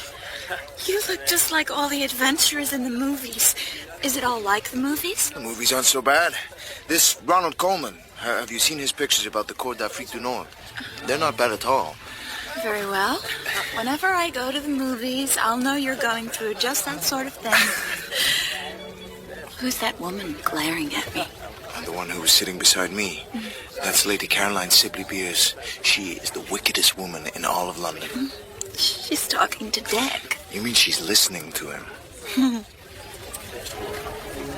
It's all right for you English. You're doing a dance of death. Really? Sepoys in the ruined fort. I mean, sepoys at the gate and gaiety in the fort and all that. Oh, really? Dick looks very pale. Is he unwell? There are those who can drink and those who can't. Obviously, Dick can't. You ought to tell him not to.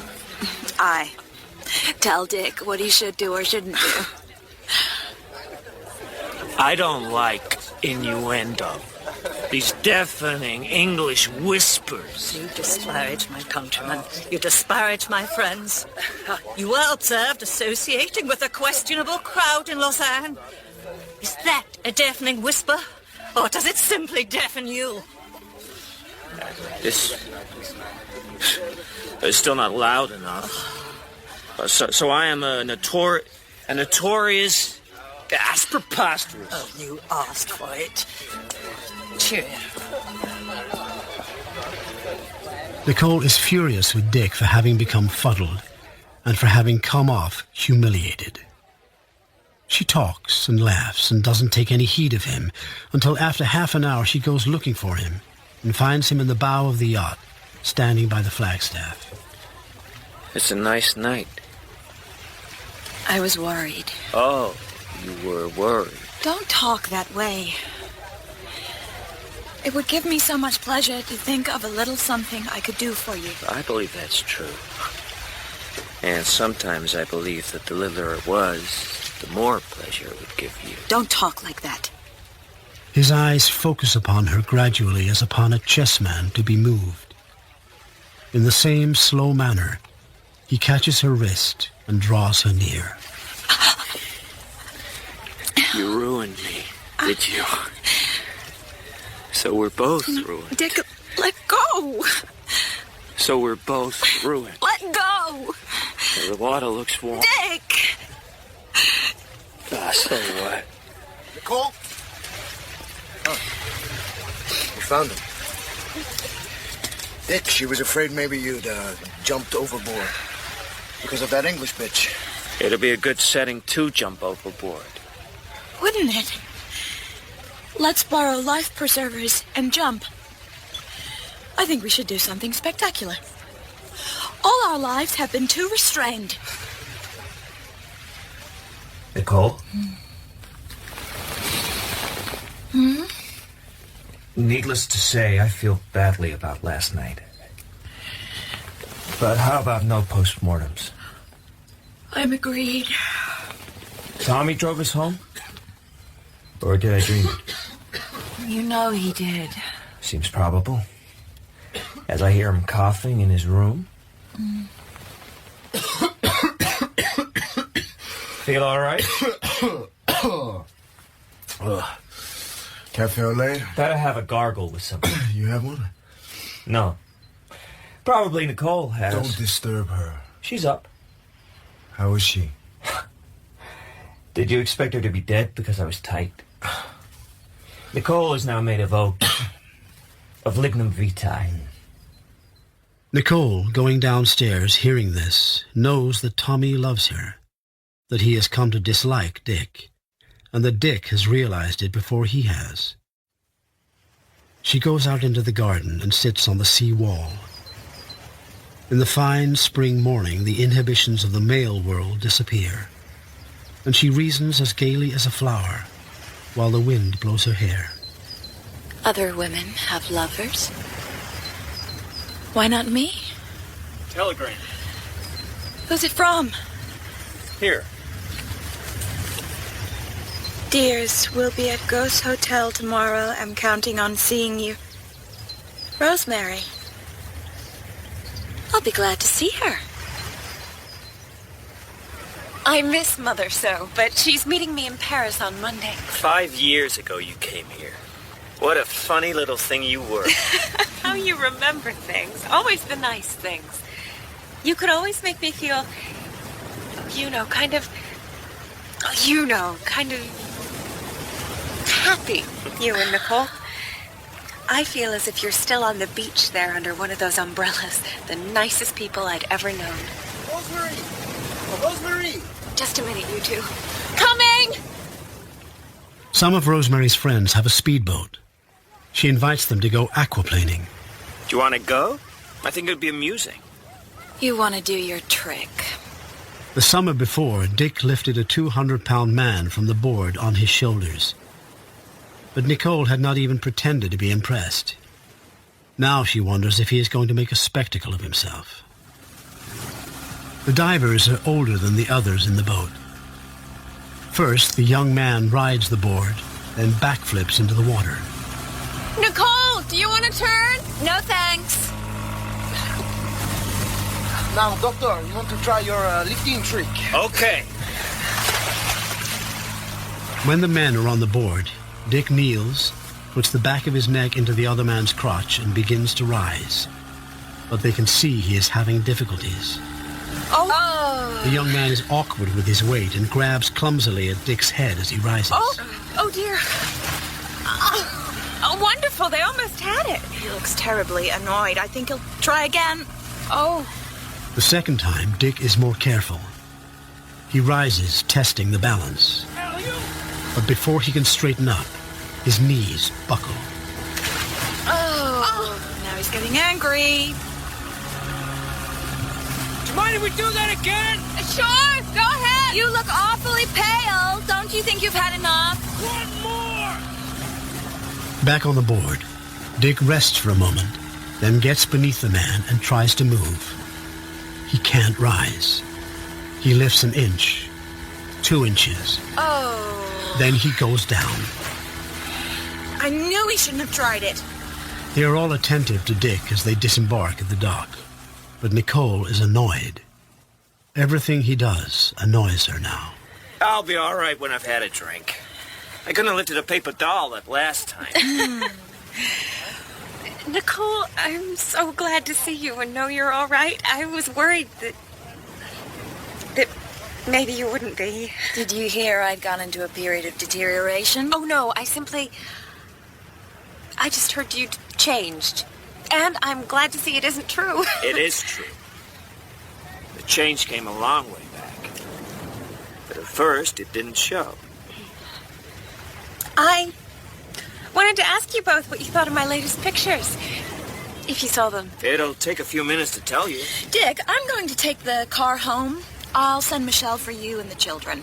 I'm going shopping. You haven't driven for months. I haven't forgotten how. Goodbye, Rosemary. As she drives away from the beach, Nicole feels relaxed and happy, and her ego begins blooming like a great rich rose as she scrambles back along the labyrinths in which she has wandered for years. She hates the beach now, resenting the places where she has played the planet to Dick's son. They have a tranquil supper, and afterwards she sings quietly. Thank you, Father. Thank you, Mother. Thanks for meeting up with one another. I don't like that one. Am I going through the rest of my life flinching at the word father? I'm going up to Provence for a few days. Uh-huh. Thank the horse that pulled the buggy that night. Thank you both for being just a bit tight.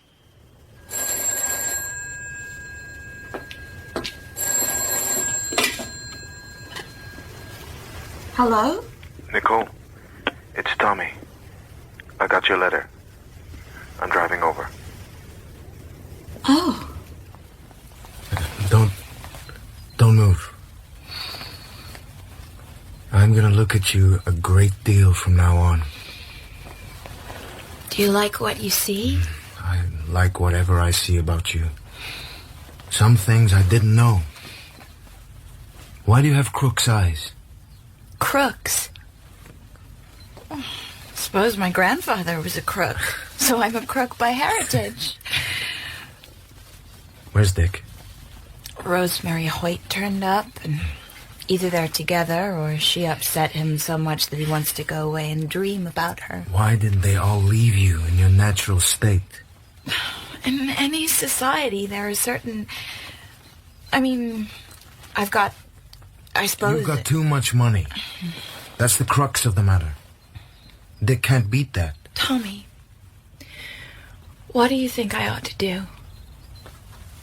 Kiss me.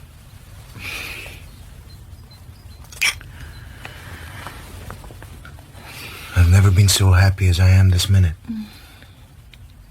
I like this room.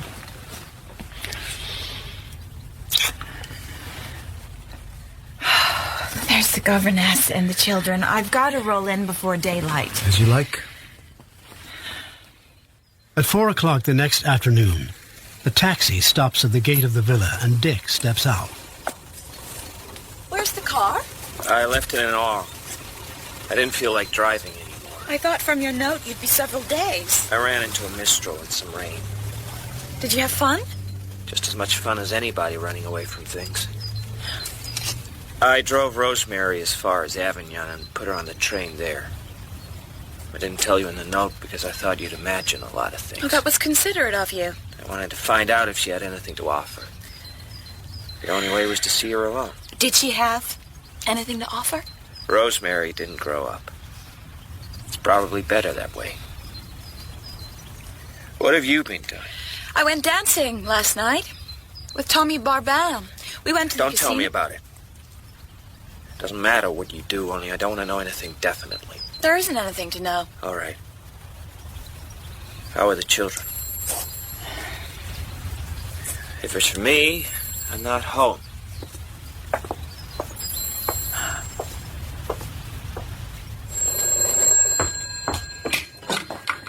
Nicole, Yes? comment vas-tu? Dick's home. Meet me here in Cannes. I've got to talk to you. I can't. Tell me you love me. Tell me. Oh, I do. But there's nothing to be done right now. Of course there is. Dick sees that it's over between you two. It's obvious he's quit. What does he expect you to do? I don't know. I'll have to. I'll call you tomorrow.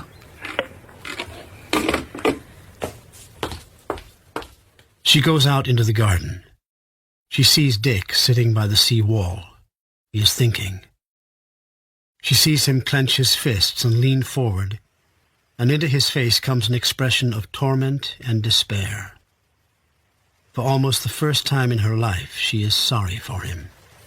Don't be sad. Don't touch me. I'm sorry. Excuse me. I was just thinking what I thought of you. Why not add a new classification to your book? I have thought of it. Further and beyond the classification of psychosis and neurosis. I didn't come over here to be disagreeable. Then why did you come? I can't do anything for you anymore. I'm trying to save myself. From my contamination? My profession throws me into contact with questionable company sometimes. Oh, you're a coward! You've made a failure of your life, and you want to blame it on me! When he does not answer, she begins to feel the old hypnosis of his intelligence. She fights it, with the accumulated resentment of years, with her money, with her health and beauty against his physical deterioration, her unscrupulousness against his moralities.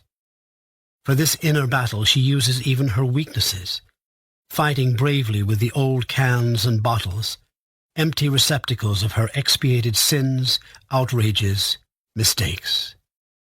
And suddenly she achieves her victory and cuts the cord forever. She walks away. The case is finished. Dr. Diver is at liberty. Dick and Nicole are accustomed to go together to the barber. As she sits in her chair, Nicole sees Tommy Barban walk into the men's side. Dick, hello. I want to see you. Yes? It's time we had a serious talk. Serious? Yes. I'm perfectly agreeable. Will you take anything, Nicole? Satron Pressé. Tommy? For me, a demi. I'll have a black and white with siphon. No black and white, le Johnny Walker. Ça va. Your wife does not love you. She loves me. Wait a minute.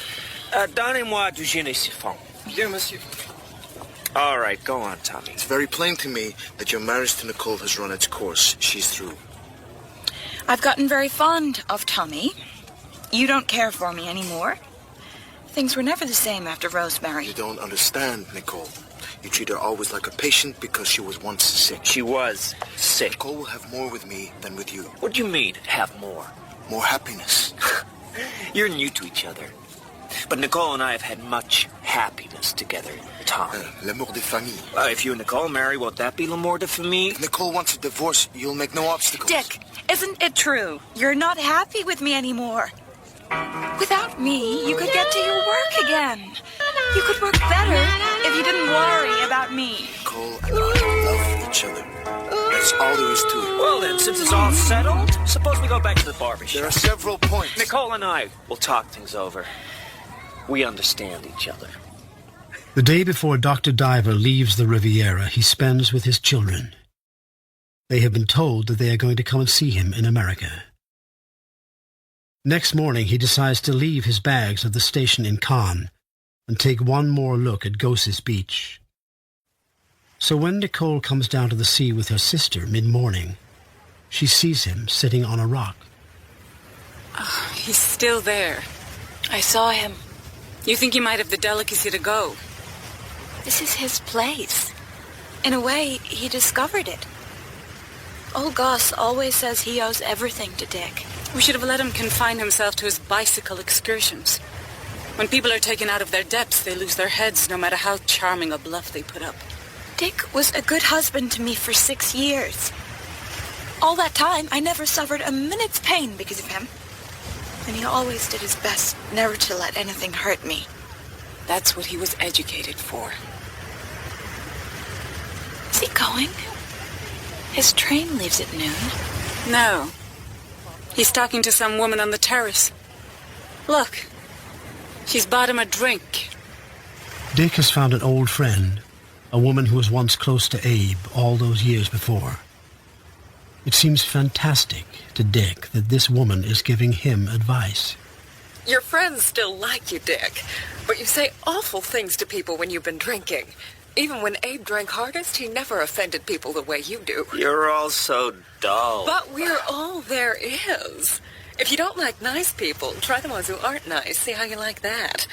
All people want is to have a good time, and if you make them unhappy, you cut yourself off from nourishment. Have I been nourished? Have another drink. No, thank you.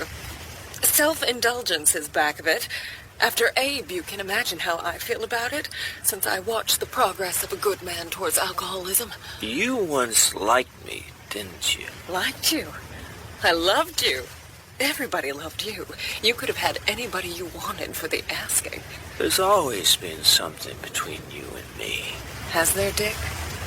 Always. I always thought you knew a lot. I must go. Oh. I'll just bless this crowd before I go. As he stands up, he sways a little. He does not feel well anymore.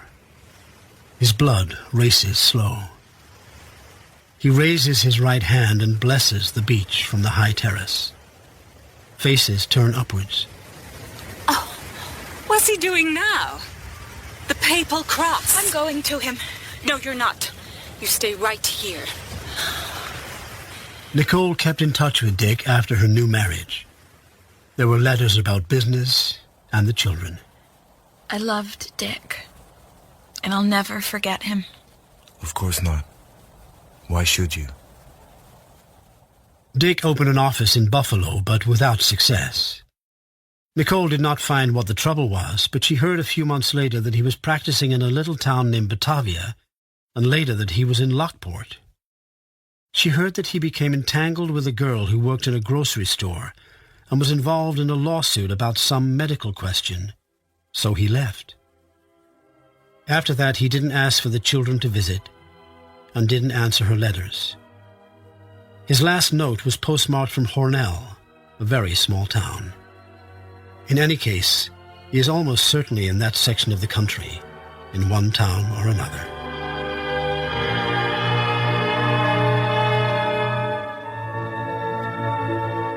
Tender is the Night by F. Scott Fitzgerald was dramatized by Robin Brooks. Dick was played by Simon Harrison, Nicole by Melody Grove, Rosemary by Kelly Burke, Tommy Barban by Find and Hertog, Baby by Anita Vitesi, Kata and Caroline by Anne Lacey, Franz and Mr. Warren by Nick Underwood, Swanson by Laurie Brown, Collis by Alistair Hankinson, and the narrator was Sam Dale. Tender is the Night is a BBC Scotland production directed in Glasgow by Gaynor Macfarlane.